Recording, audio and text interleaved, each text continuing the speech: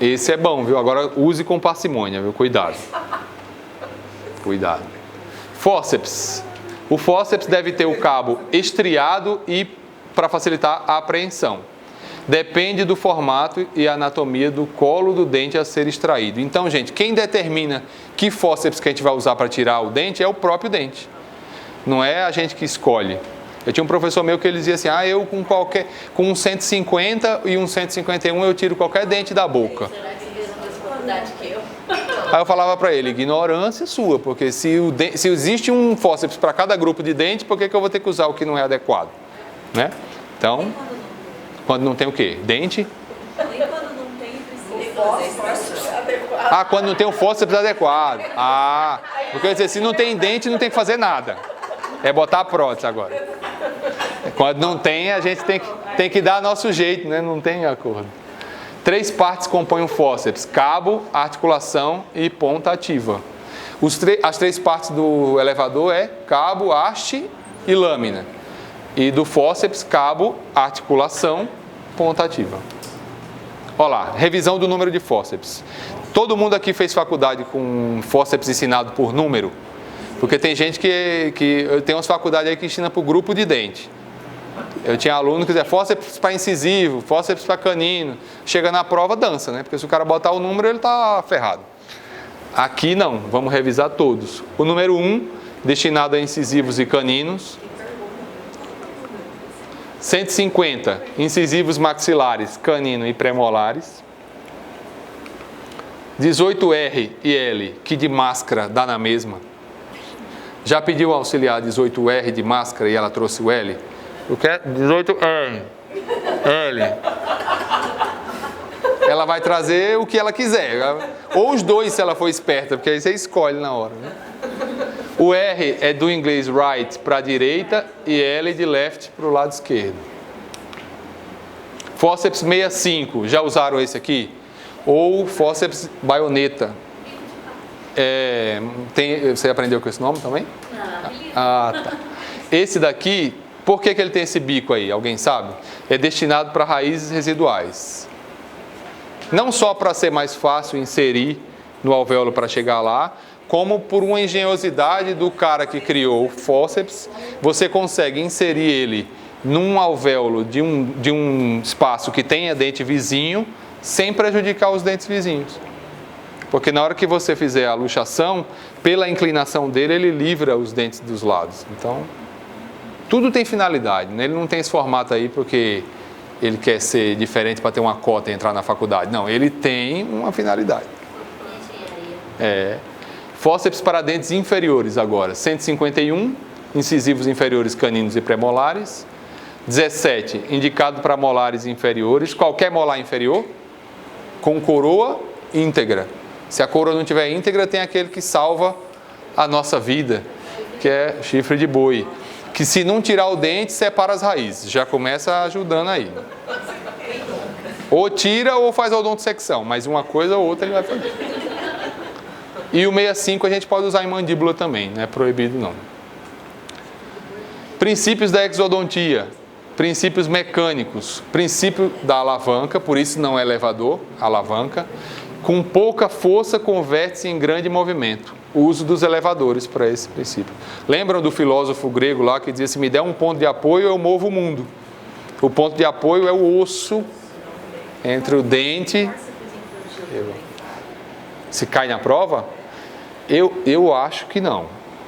Porque se fosse uma prova para odontopediatra, eu até ficava calado. Mas se o cara botar fórceps infantil na prova, é porque ele não quer que você passe. Não dá para, né? Tudo é possível, mas, pelo amor de Deus. Cunha. A ponta ativa do instrumento toma o lugar do dente, fazendo um movimento de cunha, e isso pode acontecer com fórceps ou elevadores. Vocês já tiveram a experiência de tirar um dente incisivo central superior, por exemplo, que a raiz era curta? Na hora que você coloca o fórceps no colo do dente e ajeita ele um pouquinho para cima, o dente já começa a sair pelo meio dos dentes das pontas ativas do fórceps. Uma vez eu fiz isso, na hora que eu apertei, foi com tanta força que o dente pulou para o meio do fórceps, raiz curtinha. Então, foi uma ação de cunha. As pontas ativas tomaram o lugar do dente dentro do alvéolo e o dente saiu para o meio do fórceps. ele escorreu. E se tiver doença periodontal, pode ser até com os dedos. Nada contra, eu estou brincando. Roda e eixo, elevadores apoiados em osso sadio e o dente a ser removido, a gente faz um movimento de rotação e ergue o dente. Principais movimentos com o uso do fórceps, isso aqui é cobrado em prova. Primeiro deles, quando a gente apoia um fórceps no dente, a gente faz primeiro apical, movimento de pressão apical. Qual a finalidade? Quebrar as fibras do ligamento periodontal do ápice e criar um ponto de fulcro. Na hora que a gente coloca o ápice do dente em contato com o osso lá em cima do alvéolo, a gente cria um ponto para a partir dali passar a expandir aquele alvéolo e aí tirar o dente do lugar. Pressão vestíbulo-lingual na sequência para a expansão das corticais e rotação somente em unirradiculares. Vai rodar um primeiro pré-superior, você vai ver como é que você vai buscar aquela raiz no céu da boca do cara depois. É melhor tirar terceiro molar do que tirar raiz palatina de pré-molar. Aí eu quero um Hollenbeck nessa hora, porque ela é fininha, não sai de outro jeito. Pré-molar não é um dente que Deus fez. Não é. E se for tratado endodôntico, nada contra. Eu só opero na segunda-feira de manhã. Na sexta de tarde eu não faço, porque vai dar segunda de manhã eu ainda estou fazendo.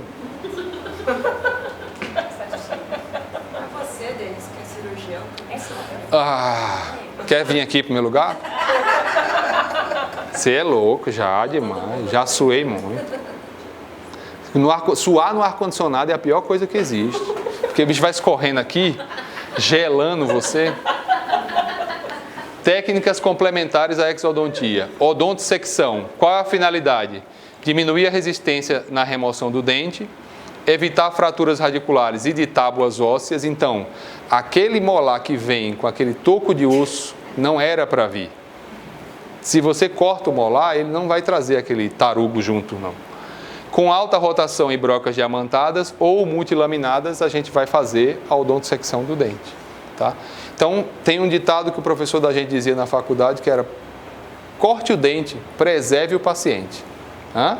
Parece propaganda de... Fiz o FPB, eu fiz, Federal da Paraíba. Exodontia por via não alveolar. Quando a gente vai precisar lançar mão de uma técnica de exodontia que não é por um simples alvéolo dentário. Vocês lembram das técnicas primeira, segunda e terceira? Já lembra que algum professor falou disso para vocês, né?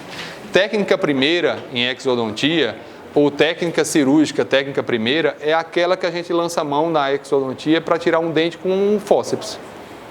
É aquela que deu tudo certo, é aquela que você não estava esperando e graças a Deus saiu o dente numa boa.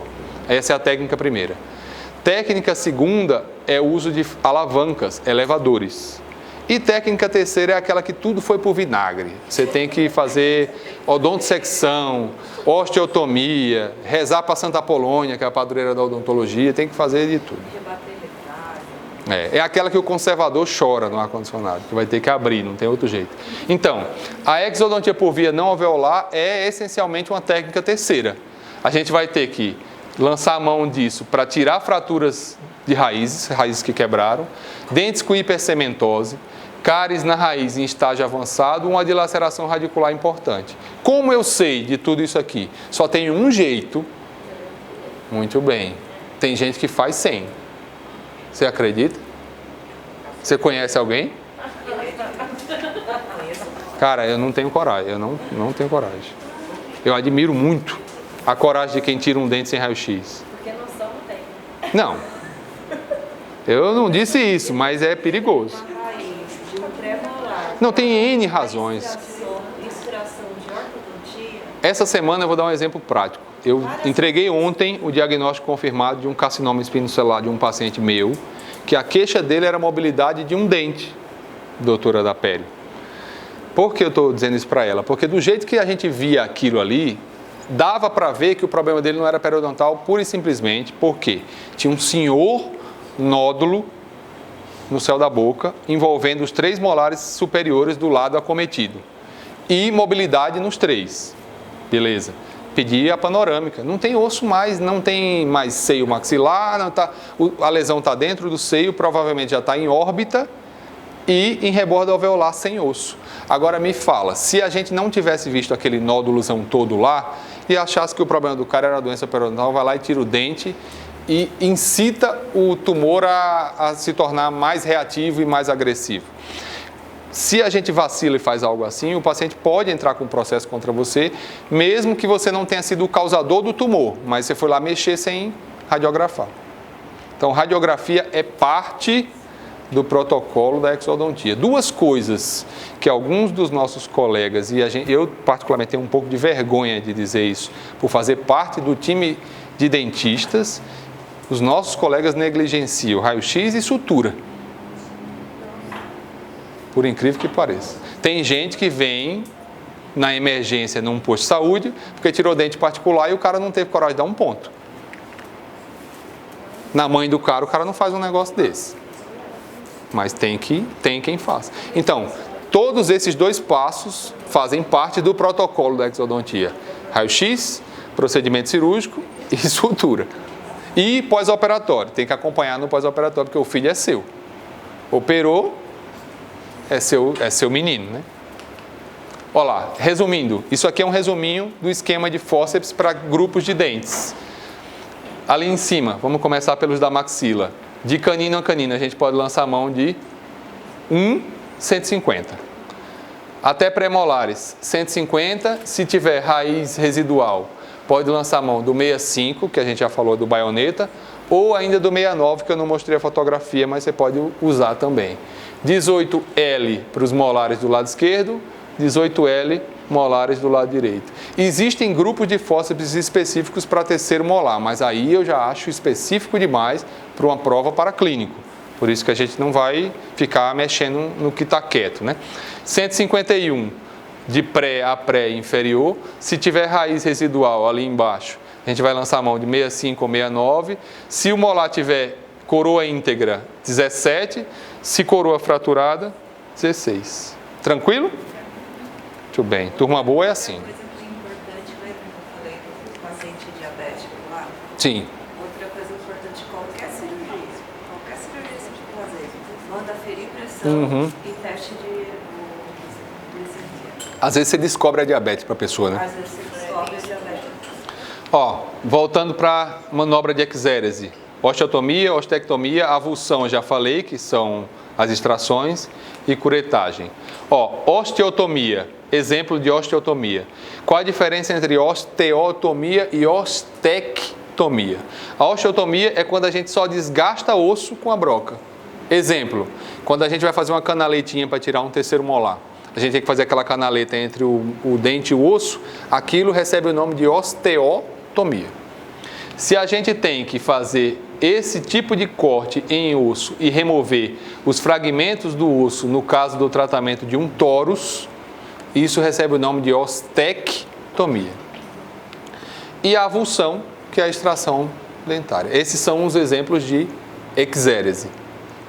Dúvida? Beleza. Ficou complicado esse negócio de osteotomia e ostectomia? Olha lá, desgaste ósseo, osteotomia, ostectomia, remoção de fragmentos ósseos. Quando fica aquelas espículas ósseas? A gente acaba fazendo, se você usar uma broca, é uma osteotomia. Se você usar uma lima para osso, acho que não deixa de ser osteotomia também. Mas a lima não vai remover o fragmento. Vai. Acaba sendo... Não, mas aí você está pulverizando, né, o osso para remover. Não é um fragmento... É. Quem já? Comunicação bucosinusal. Quem está no time? Ninguém? A doutora, salve esse povo aqui que já tirou um dente. Diga que a senhora já comunicou bucosinusal para eu não ficar sozinho aqui. Já não? Eu já. Mas o meu não foi extraindo um dente, não. Implante pode acontecer. O meu foi regularizando o osso numa pré-protética. Tuber largo, aquilo engana.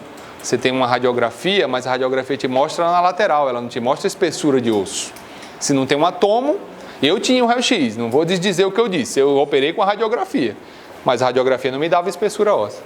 Foi tirando na vestibular e ficou uma pontinha, eu falei assim, só mais essa, buf, abriu. Tava olhando para a membrana assim, ó.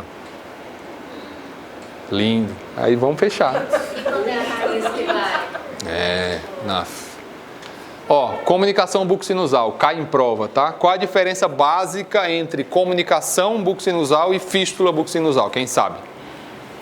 Quem já assistiu tem que saber. Você não lembra, não? Comunicação bucosinusal é sempre aguda. Aconteceu na hora.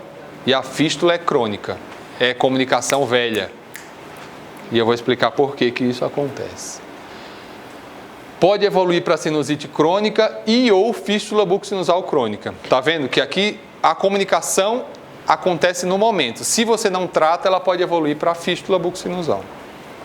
Qual é o diagnóstico que a gente lança a mão através da manobra de Valsalva? Então, isso aqui eu coloco de novo o nome do cidadão, porque tem autor de prova que coloca Valsalva, Vassalva, Vasalva, Vazisalva. Então, tem que ler a questão e ter certeza do que ele quer dizer, para você não cometer o erro. Não ache que porque não está escrito como a gente deu na aula, não está certo, né?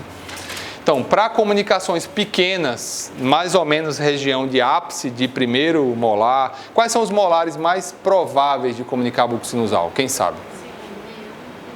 Primeiro e segundo. Terceiro incluso também, mas normalmente é primeiro e segundo molar, tá? Então, tirou o dente que tem, você já sabia que ele tem raiz dentro do seio maxilar. Tem dente que na radiografia a raiz já aparece assim, ó, dentro do seio maxilar. Se você tirou e esse seio maxilar não estava pneumatizado, ou seja, envolvendo as raízes, e sim a raiz estava no interior do seio, vai haver uma comunicação bucosinusal. Aí, para saber se houve ou não, a gente vai fazer a manobra de... Todo mundo lembra como que é? Lembrar o paciente, é importante para ele não achar que você vai sufocar ele e matá-lo no consultório odontológico. Porque a manobra consiste em tapar o nariz da pessoa e pedir para ela soprar, assoar o nariz enquanto você está segurando os dedos, tapando a narina dele. Se nesse momento que ele assoprar o nariz, com você bloqueando, o ar sair pelo local da cirurgia, você escutar um ruído, ou ver bolha de sangue ou ar passando pelo aquele local, houve uma comunicação, a manobra é dita positiva. Manobra de Valsalva positiva, houve comunicação bucosinusal. Se não tem ruído, se não tem nada, não teve comunicação, manobra negativa. Entendido? No caso de comunicações agudas, pequenas, a gente sutura e recomenda que o paciente evite pressão negativa. O que é pressão negativa? Sugar. Aí o cara vai para a porta do consultório fumar, como eu vi ele fazer depois da minha cirurgia. Dá vontade de voltar e lançar no prontuário. Estava fumando que eu peguei, flagrei. É porque depois vem dizendo que a culpa é sua, cara. Ah, doutor, o senhor fez um negócio aqui, ficou todo errado, abriu tudo de novo. Você fumou, meu irmão. Para comunicações maiores, retalho palatino, alveolectomia vestibular e palatina e sutura, microtela de titânio, que no SUS a gente pode até escolher a marca, mentira, não tem. Enxertos autógenos, osso, cartilagem, corpo gorduroso da bochecha. Agora explicando rapidamente aqui no nosso amigo, por que a fístula é crônica e a comunicação é aguda. Quando a gente tem epitélio crescendo, epitélio cresce até encontrar epitélio do outro lado. Não é assim quando a gente aprende quando a gente tira um dente? Por que com 7 dias, ou 15 dias, ou 20 dias, a gente tem tecido mole fechado, mas o osso lá dentro não está totalmente restabelecido? Porque o epitélio cresce muito mais rápido do que o osso leva tempo para neoformar. Então, imagina o seguinte, aqui está o seio maxilar do paciente e aqui estava o alvéolo na boca que você tirou o dente. Extração.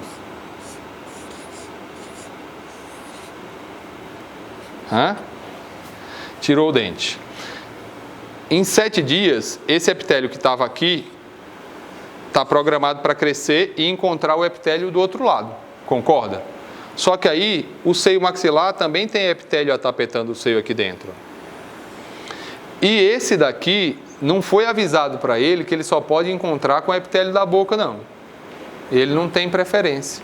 Se for loira, morena, ruiva, qualquer epitéliozinha bonita, ele vai dar uma bola para ela. Então, esse epitélio daqui do seio maxilar encontra com o da boca, em uma relação interracial, né, entre boca e seio maxilar. Seio maxilar, boca. E na hora que isso acontece, forma-se uma fístula. E essa fístula é crônica, é uma fístula que, se você não tira ela durante uma cirurgia para fazer isso aqui fechar, você não fez nada. Não adianta você chegar lá, tornar isso daqui cruento e fechar pela boca sem remover essa fístula. Isso aqui com 7 dias está aberto e supurando ainda mais bonito do que estava antes da cirurgia. Então, o tratamento é remover a fístula, fechar. Eu vou te mostrar as imagens aqui na sequência. Entenderam por que forma a fístula? Porque o epitélio da boca encontra com o epitélio do seio maxilar. Nesse romantismo, é um caso diferenciado. Olha lá, prescrição para esses pacientes: antibiótico de largo espectro, para a gente pegar aeróbio e anaeróbio, amoxicilina com clavulanato, cefalosporina, clindamicina e ou metronidazol. Vou mostrar daqui a pouco na sequência também. Se a gente joga corpo estranho para dentro do seio maxilar, como que é o nome da cirurgia para remover? Cirurgia de Caldwell Luke, ou acesso de Caldwell Luke. Esse acesso de Caldwell Luke se dá aonde? Na fossa canina, que é essa área marcada aqui em cor de rosa. O nome dessa área aqui na face da gente é fossa canina. Então a gente abre pela fossa canina para tirar o corpo estranho. Como a prova pode cobrar o nome desse tipo de cirurgia? Caldwell Luke. Já vi fazer na cadeira do dentista também. Já vi fazer em ambulatório, em centro cirúrgico. Mas normalmente faz com uma anestesia um pouquinho mais forte, né? E aqui a tua pergunta. Aquilo lá é uma comunicação bucosinusal ou é uma fístula? Fístula, porque de novo aquilo ali não tem nada, né? Já é antigo. Então, a gente abre, sempre que a gente vê uma fístula na mucosa do paciente, a loja óssea é pelo menos umas 3 vezes maior. Então, não se engane. É só um buraquinho. Tudo que na odontologia a gente diz de diminutivo me dá medo. Não, vou tirar só um dentinho. É aquele que vai te dar dor de cabeça. Não, esse é só um retalhinho. Então, cuidado com os diminutivos. É só um furinho. Olha o tamanho do furinho. Aí a gente desce o corpo gorduroso da bochecha, nesse caso, a bola de bichar, já faz uma bichectomia sem custo, daquele lado, né? E fecha aqui. E a alegria do protesista é essa brida que fica na sequência. Mas faz parte, né? Que aqui para botar a prótese, já era. Não, só do outro lado. Olha lá, tem outra opção. Ó. Tem uma fístula aqui, a gente abre o retalho, planeja um retalho envolvendo a artéria maxilar, a artéria palatina maior. Se a gente cortar esse retalho aqui assim, esquece a cirurgia e vai parar a hemorragia, porque a artéria tem que estar dentro desse retalho aqui, senão você vai ter que planejar a sua cirurgia para outra data. Removeu a fístula, tá vendo a diferença do tamanho da loja óssea, ó? E rebate esse retalho para cá, cobrindo tudo. Professor, mas e aquela área lá vai ficar exposta para cicatrizar por segunda intenção? Vai. Aí ele vai para casa e toma café quente nesse dia. Pronto, socorro de noite. Quem está de plantão, eu. Ai.